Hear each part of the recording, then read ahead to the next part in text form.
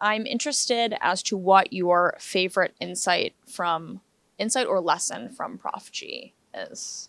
The first steps that he's advised on when you kind of come into some capital and you're not really sure how you want to start to sort of form the equity in your life using that capital. The way that he thinks about career, and like especially today, you hear a lot about like follow your passion. Like we constantly hear about dreams. People are selling us dreams and how we can make profit so easily. His willingness to talk about personal things like loss and relationships. I agree with him implicitly when it comes to getting rich slowly. I know the way he likes to say that. His take on, masculinity and the importance of being a role model and being able to be there for children and younger kids that, don't necessarily have the same insights that he's gleaned and myself as well. What is kind of your strategy or approach to personal finance? We try to pay attention to what we spend every month.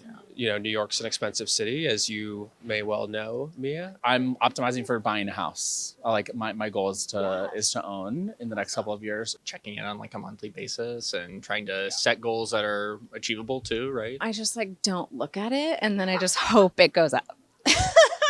Yeah, I kind of relate to that, to be honest. So I'm an accountant.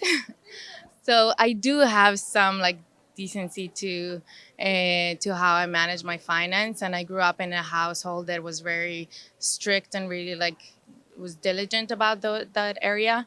Having said that, I wasn't so knowledgeable about the investing portion of it and really being mindful about what I'm saving and not just putting it in the bank, but what I do with it. Is there something that you wish you had known earlier about personal finance or investing? How easy it is to get started. You should be maxing out your 401k every year. I think I wish I knew that there's Roth IRAs and all these other things. And I just didn't really know what to do with money. I think that I waited a long time because it feels like there's a high barrier to entry. I wish I saw his contact way earlier, because I think that today I do understand that have your own money, have enough money in order to do what you want, and then follow your passion. Even when I hired this financial advisor, she was like, oh, here's all these different things that you can put money here and then it will benefit you when you're 55. And I was like, how the fuck does anybody normal figure this out? Nothing is handed to you. And if you don't ask for it, then you're not going to get it. So you got to recognize your value.